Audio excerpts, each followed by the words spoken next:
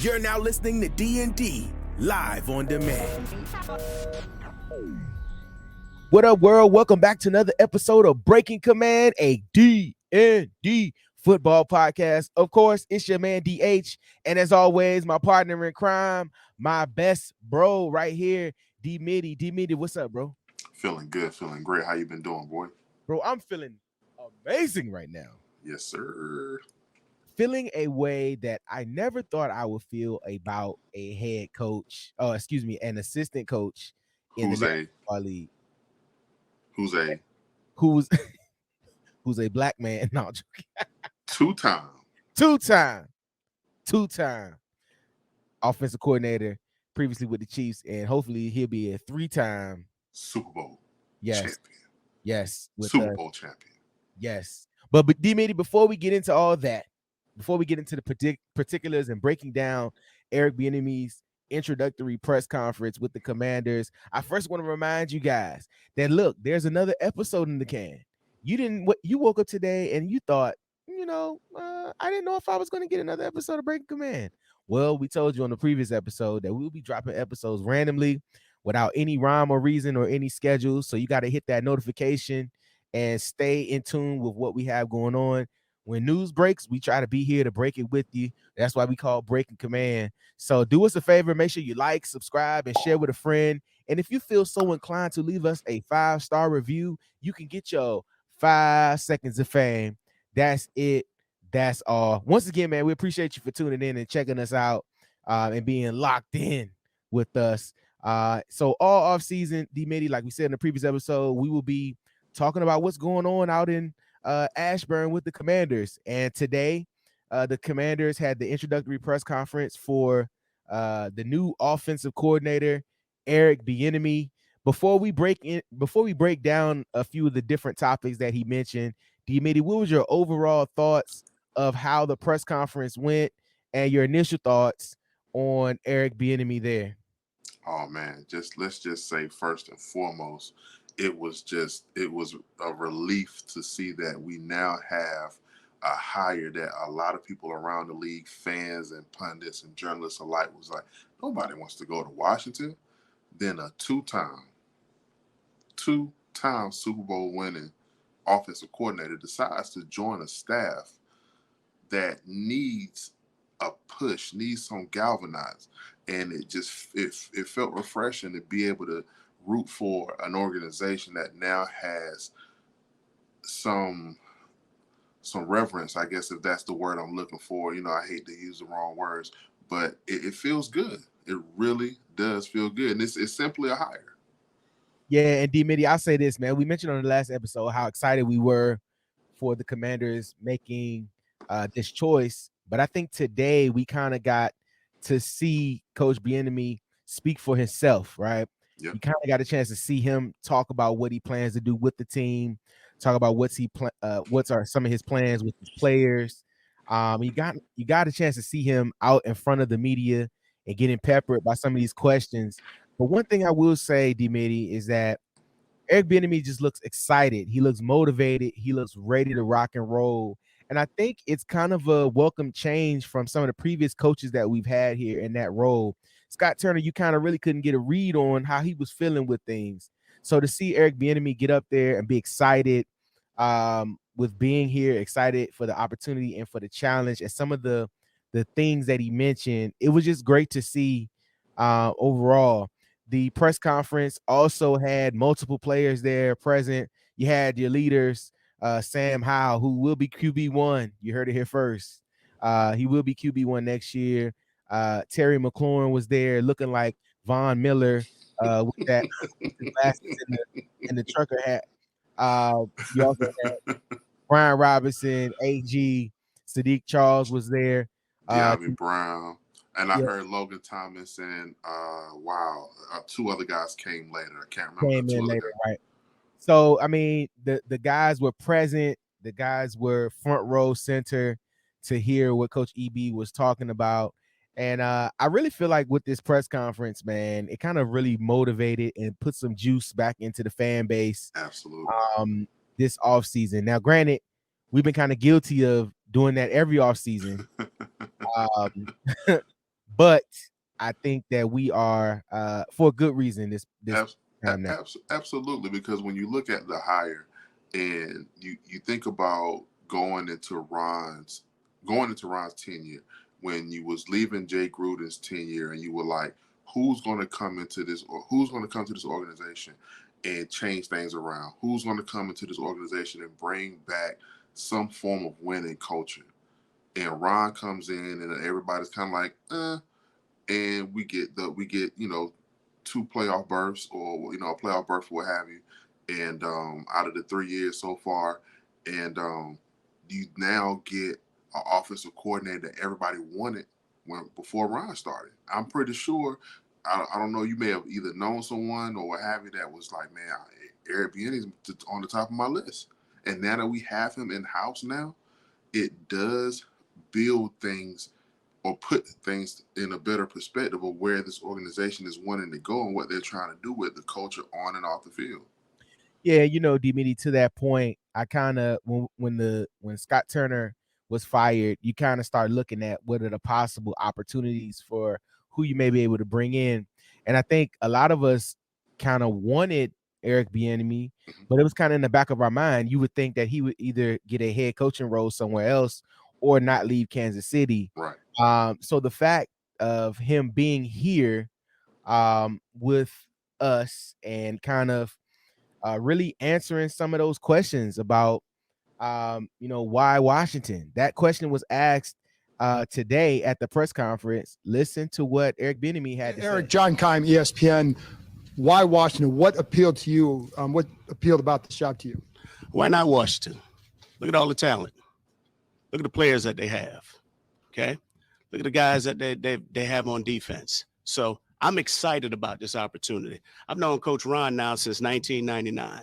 So relationships mean something. I've known Coach Mayhew for a number of years, and that means something. I've known Mr. Stokes for a number of years. And so I have no doubt about what they're building here. Obviously, they went to the playoffs in the previous year. So they were basically real close this year of going. So I have never, ever backed down from a challenge. So I'm embracing this challenge. I'm fired up. I'm excited. I'm excited when it's time to start talking ball with these guys, to start getting to work. But when it's all said and done with, why not Washington? Mitty, why not Washington? I love it, man. I love it, man. And it's something I know it's random, but he gives me the same, but 2 times more, because he's a 2-time Super Bowl champion, more energy, and like Randy Jordan as our running backs coach. To me, they give that same, let's chop wood, let's go attack, let's seize the moment and be where our feet are type of mentality, man. And it seems like he's amplifying that just from the press conference, and how you hear other people talk about Eric Bieniemy as a coach from the Chiefs fan base. And I think to his point, when he mentioned why not Washington, as a fan, it really got me hyped and got me excited because all week we've been hearing why Washington. Whether it's from the media pundits, whether it's from the haters like Shady McCoy, whether it's from Stephen A. Smith, who's just more or less not really clowning us, but more or less clowning the process. Like, Right. you have to go to Washington, XYZ. So the fact that he got up there and kind of debunked that and said, why not Washington? And was able to tell the media members, we got some great young talent on the offense, and he also mentioned the defense. And he's able to if he's able to tap into the players that we have on the offensive side of the ball, I mean, the sky is truly the limit for him as our OC. Yes, sir, man. Because you think about him and what he was a part of, because I don't know truly what his role was as offensive coordinator with the Kansas City Chiefs. However, it worked because him being as the offensive coordinator, he was a part of some form of game planning. He was a part of the coaching up the players to some degree. So at some point in time, he was a part of something that helped that team win 10 plus games for how many years he was there? 5. He was there for 10 years. Yeah. And He was able to get 2 Super Bowls and multiple AFC Championship, appearances, being in that role of leading guys. So why question what he can do as a leader? Yeah, I agree. And with his time frame there in Kansas City, the last 5 years, him being the offensive coordinator, the big question was him not being a play caller. So that question came up here today. Here's what he had to say.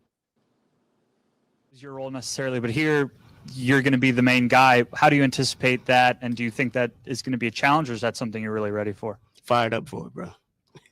Fired up and excited. Boom. Just like that. So when you mention the opportunity of him being able to be a play caller, he's excited. He also went on to mention in that press conference about some of the things he wants to do and some of the, how he wants to implement guys. And he went on to call guys by name as well. But D-Mitty, in response to Eric Bieniemy's thoughts on play calling, what are your thoughts on him being the primary play caller now? It puts him in a position to not only show his talent as a leader, it also puts him in a position to potentially be a head coach someday, to potentially be a leader of an organization as the CEO of the players and personnel to that degree. So I cannot wait for week 1 to see that first series on offense, to what he calls and the personnel that's on the field, because he showed me that he's a straight shooter. The way he responds to this presser, no, that doesn't put it in perspective or give a microcosm of him as a man or a coach, but it shows you a tidbit of how he can be, Yeah, and I mean, with play calling, right? I mean, we kind of addressed this in the last episode. And he went on in the press conference to even kind of say it. He was like, Andy's really hands-on. And that's kind of his thing. And he also mentioned that what Coach Eric Bieniemy mentioned, pronouns. We gotta use our pronouns. You know what I'm saying?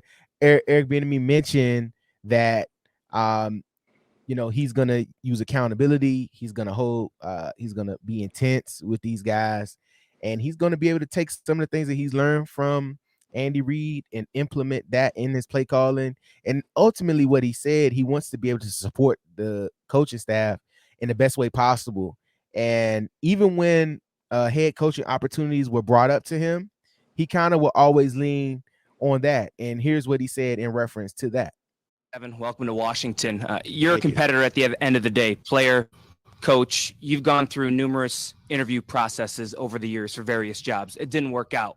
How much is that serving as a motivator for you to prove those naysayers wrong, those doubters wrong, that you can be a head coach down the road and lead an offense? So, and I'll keep saying this, right now I'm the offensive coordinator of the Washington Commanders.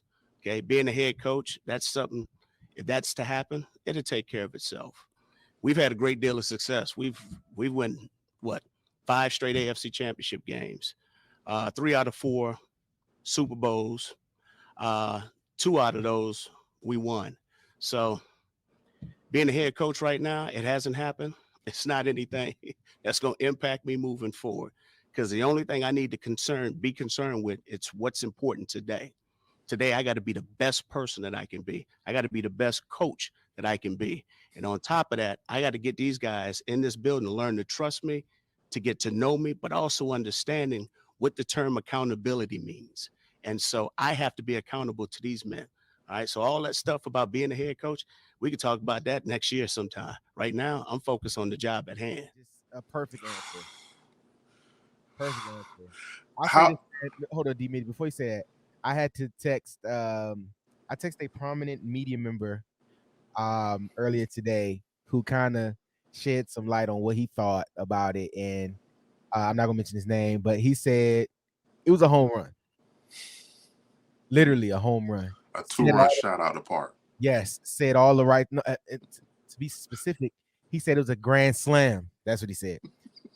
I mean, he hit on all the points. He said all the right things. He took the high road when he could have taken a low road or taken a dig. I mean, he just said and did all the right things. And even when it came to the head coaching questions, he really deflected that and said, well, look, I'm here. I'm as the offensive coordinator, assistant head coach. I'm here. So what was your thought about that when he mentioned about the previous head coaching interviews? The one thing that I noticed throughout the whole presser, I don't think he was actually responding to those questions and answering to the actual reporters. I think he was talking to those players in the front row, because the way his body language and his tone was, it seemed more coach talk than it was just a simple conversation, if I could put it that way, with how Eric Bieniemy answered his questions from the media. I love how he not only just deflect, like you stated, he pointed out the obvious of, I'm here as the offensive coordinator of the Commanders, and I will focus on that when that time comes to be a head coach. Right now, we can talk about that at a later time. And to me, I'm gonna be honest, I'm a conspiracy theorist. Is there a possibility that he could become the head coach? But right now, he's the assistant head coach and offensive coordinator of the Washington Commanders, and I appreciate that. Yeah, and I also think he did an excellent job of setting expectations, of really kind of saying that, hey, regardless of what else going on previously or what other opportunities, I'm here. I can only worry about being the assistant head coach and offensive coordinator here with this team. Right. So going out and getting any other head coaching jobs, that's not on his radar right now. He's worried about helping these guys grow and develop and really being able to take advantage of the young talent that we have here. I mean, just to have those guys present, Jahan and Terry and Sam, like that means a lot.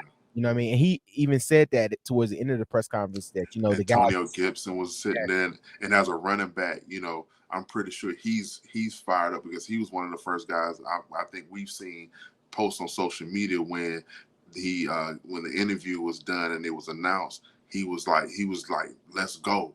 Because as a running back, being coached by a running back that's the leader of your offense, I'm pretty sure he feels fired up to make a difference.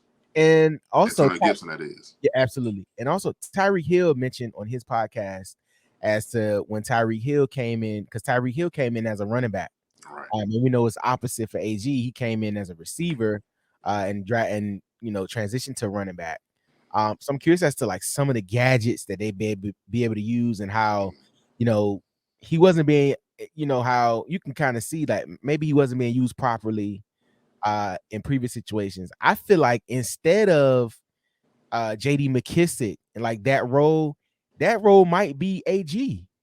Like it may be Brian Robinson as the lead rusher, and then AG as the gadget guy. Yeah, AG as the gadget guy, where he can do some of those things. And it kind of able to use his explosiveness and his previous receiving ability in the offense. Or even Curtis Samuel, for that matter, because that's what Curtis Samuel does. I know him and Debo share the same last name, and they kind of do the same thing, and they have the kind of, well, I think Debo played primarily receiver at South Carolina, but when Curtis Samuel was at Ohio State, I don't know if you remember, he did play a little bit of running back at Ohio State while he was on offense. So he's done that here in the NFL, where he can line up in the backfield and also split out wide, which is his primary position. But I can't wait. And then for guys like Bieniemy Brown being there at the interview, at the presser, and showing his face and supporting the new offensive coordinator, because, he's a guy that's kind of on the bubble, if you may say, in regards to keeping his position and showing his talent, because he has flashed. He had a game last year where he had two 40-plus yard touchdowns and had 150 yards and 2 touchdown game. He's shown that if he's given the targets and given opportunity, he could make a difference. So guys like that, like Bieniemy Brown, can't wait to play for a two-time Super Bowl champion. Yeah, man. And with that, I know the fans are excited. The media is excited. We're excited talking about it. But Coach Bieniemy also kind of leaned on the fact of, while we're all excited, we still need to kind of just calm down and know that it's going to be a day-by-day process. Absolutely. Here's what he had in reference to preaching patience. I'm fired up. The fans should be fired up about this. And the only thing I ask, just be patient. Nothing happens overnight. We're going to build it. And like I said, the important thing is making sure that we're doing it the right way. It's going to be hard. It's going to be a hard challenge. In anything in life, if you want to be the best, it has to be hard. Okay. And it doesn't have to always be perfect.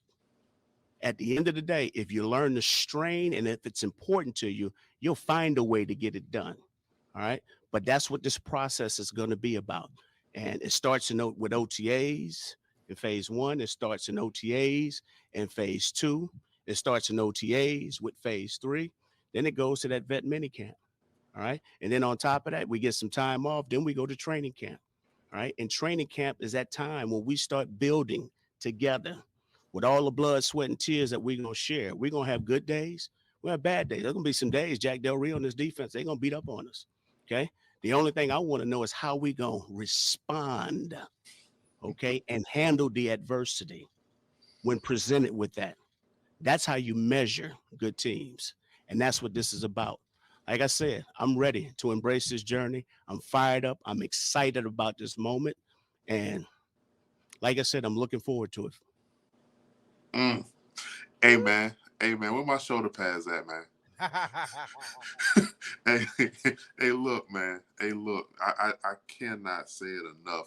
If you are not feeling the I don't know, man. It's hard to explain. I'm feeling like he was talking to those players in the front row, like telling them it's not going to be pretty. It's not going to be perfect. Because even after the presser during the scrum, the media scrum, he spoke to Terry McLaurin briefly, and people have put clips out there on the internet where Eric Bieniemy told Terry McLaurin, "I'm gonna lean on you." And that's been some of the things that's been in the media about how he coaches certain players, and he coaches the old school way. And he says things and then may, go about it in a way that's an old school approach because that's where he came from. That's his background. That's how he was coached. And that's, that helped him. So with him preaching patience, he wants these guys to know that it's not going to happen overnight. Just like he said, Eric Bieniemy said this is not something that's not going to be pretty and happen overnight. However, we're going to do it the right way. We're going to go about it the right way. Yeah, and I think what it is kind of like the trickle down. So like we know Ron is that type of guy as well, but having those guys in those position rooms and in those meetings to really stress accountability and to know in truth, and I'm just gonna say this, right? Here's my thing about accountability. Eric Bieniemy holds that whole team accountable for them losing out the way they did last year. I wouldn't want to lose 4 games and then have to go sit in front of Eric Bieniemy and give an excuse because truth be told, it's not enough. He also mentioned something in his press conference that I didn't pull here, but he mentioned effort. And effort. He was like, the one thing that he has an issue with, he's a real detail-oriented guy, Yes. but his main thing is effort. So guys out there walking and not doing what it is supposed to do and not going 100%. He was like, everybody can give effort. You don't have to be the skilled person to give effort. No. And I think at times last year, the team lacked effort. We lacked 2 E's, effort and execution. When times we should have went up and drove the nail through the casket with the hammer, we couldn't do it. No. And is either execution or effort. But I think and we even saw that the Minnesota clip with him and Adrian Peterson going back and forth. And he's just like Adrian, and it's crazy because in the clip, if you watch it, you can see, maybe I'll pull it. But you can see he just says like Adrian Peterson said he thought it was something else. But Eric Bieniemy was like, well, did you hear the play call? That's not what the play call. What was the play call? He said, and then the thing about it was you could tell Adrian Peterson was getting pissed off. But he was like, what was the play call? He said, what was the play call? And he was like, I thought it was such and such. But what became of Adrian Peterson through that coaching? His talent, yes. His talent was a large majority of that. But Eric Bieniemy, as his position coach, pushing him that way mentally and physically, did what? Gave him 1,000-yard 2,000-yard season. He will be a first ballot Hall of Famer. And I mean, really took that to other organizations where when he came with us, he still played hard when he was as old as us out there. And, you know, he out there running hard and play. He won 85 like me, bro. Like slim. So that's what I'm saying, man. Some of that stuff translate throughout your career. And this goes back to even saying good coaching lasts you a lifetime, bro. Does it? Yes. And just to hear, and that's kind of and we talked about what Shady said, but to hear so many other people counteract that with such great stories about how EB is, and on the Hoffman podcast with Maurice Jones-Drew Yeah. mentioned about it's Craig Hoffman, on Maurice Jones-Drew, like he, they have a great relationship. That's the Take Command podcast, right? Yeah, Take Command. Okay. I just want to make sure, because I heard about the clip, but I haven't watched it yet, man. Shout out to Craig Hoffman. You know what I'm saying? Salute to your brother. And even Louis Riddick, one of my faves on ESPN. He walked back his comments, didn't he? He kind of switched the tone up a little bit? Yeah, but see, Louis Riddick never really, from what I seen, was more so like he's mad at the process. Right, not Eric Bieniemy, because he came to his defense I wouldn't say to a degree, but he came to his defense in a sense of, hey, this man has put in the work, and let's not overlook that. It's the process that Louis Riddick doesn't agree with. And what happened was, remember, the team was catching strays. And that's kind of always like, what's the thing? But Eric Bieniemy coming out today with the press conference kind of debunked some of those things. He was motivated. He was really appreciative of the front office staff. They also asked him an ownership question, and he said he deferred to the people that are going to handle that, which is 100% true. And maybe we'll come back and talk about some ownership stuff, because some news did come out recently, but we'll say that for another time. But I mean, overall, man, I give Eric Bieniemy an A+ for today. He then went on, had all the media scrum interviews. He did address Shady McCoy. He basically essentially said, look, everybody's entitled to their opinion. That guy's gonna be a Hall of Fame guy, but I can't really worry about that. I can only worry about here and the guys that are here. And kind of like, that doesn't mean anything to me. It doesn't. Because out of all the positive comments he hasn't got too many negative things. I think the general consensus has been that, yes, he's going to be a hard coach, but most guys can handle that. Most guys can deal with that. You know what I mean? Right. Andy Reid has something to say about that. That Shady McCoy comments that he made. And first, let me say this: I can't trust a man named Shady. I'm gonna just be honest. Yeah, that part. I'm just saying, more Eminem, right? It's hard. It's kind of hard, you know what I mean? But with that being said, man, I feel like where LaShawn McCoy was coming from with his comments was more so like, if it's not the process, let's shed a light on the coach. And in all due respect, I don't think he was attacking his character. He was more so addressing the coaching style and what he's done and the credibility. And at that time, you start to question LaShawn McCoy. Why do that in this day and time to this particular coach, Eric Bieniemy, that is? Now, I'll say this. That's the most pub that show has gotten in a while, other than Acho with his wild takes. But I mean, that guy. that show definitely has got more views and looks this week because of that. And granted, that's what it is. But the fact that a lot of people came out in opposition of what he said made me feel good. And then we just look at the end of the day.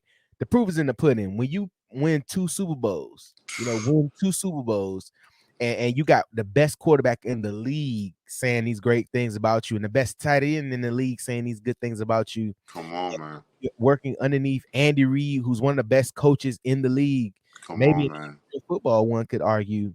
I I'm gonna take their opinion and I'm gonna take their thoughts on Eric Bieniemy before I take some of a D-list a D-list TV guy who's not that really good in my opinion. And the guys you just named, Patrick Mahomes, Travis Kelce,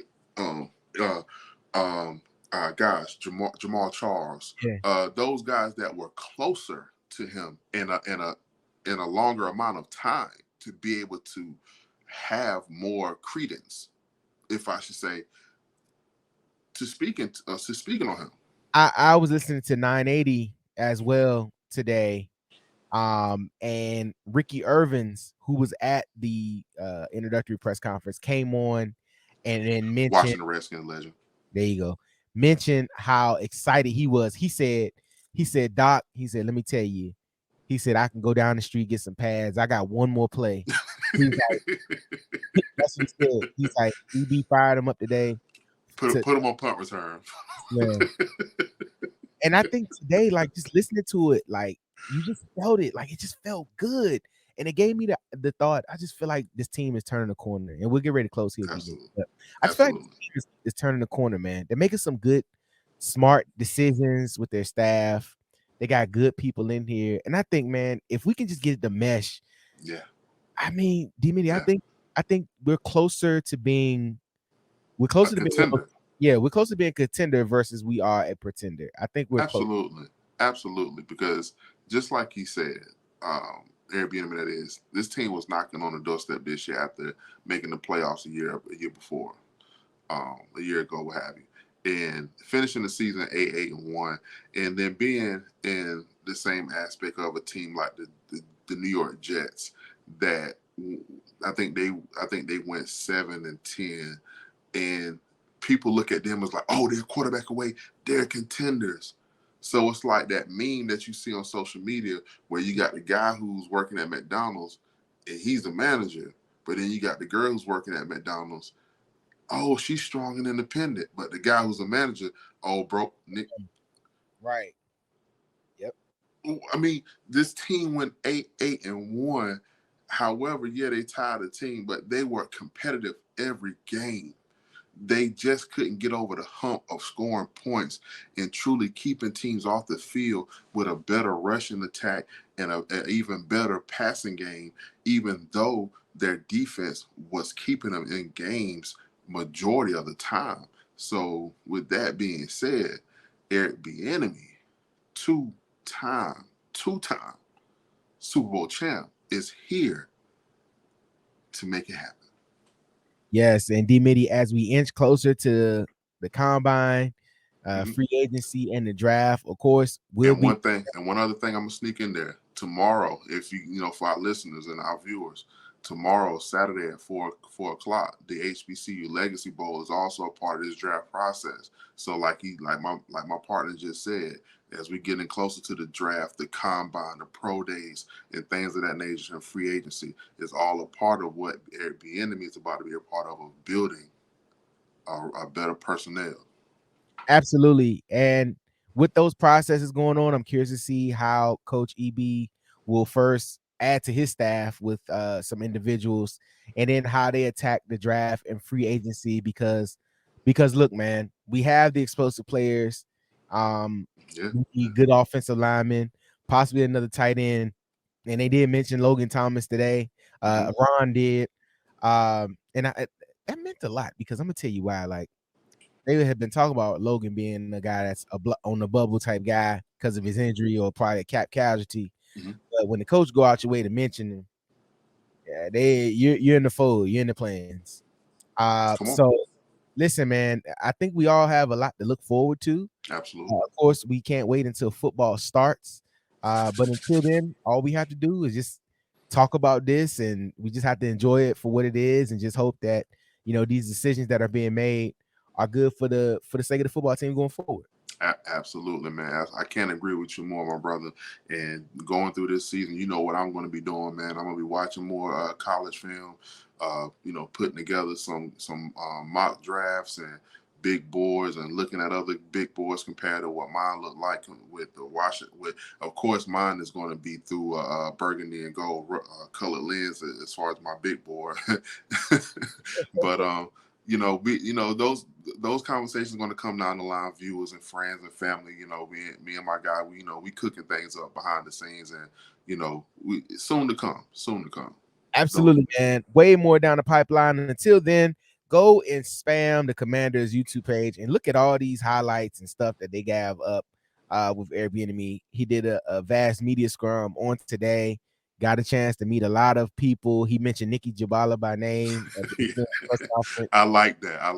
How he started that off. He was guys, like, I thought you would be the first one because you backed me in the corner of the super. Right. But for me to take the guy is truly a man of the people. He's in tune and he's easy to talk to, and like I think that'll be good for us going forward, man. So with that being said, on behalf of my partner D Mitty, we want to thank you guys for tuning into another episode of Breaking Command, a DND football podcast. Of course, make sure you like, subscribe, share with a friend, leave us a 5-star review, and we will catch you on the next episode, regardless of when it is. We don't know, but we'll catch you on the next episode of Breaking Command, a DND football podcast. Peace and love, everybody.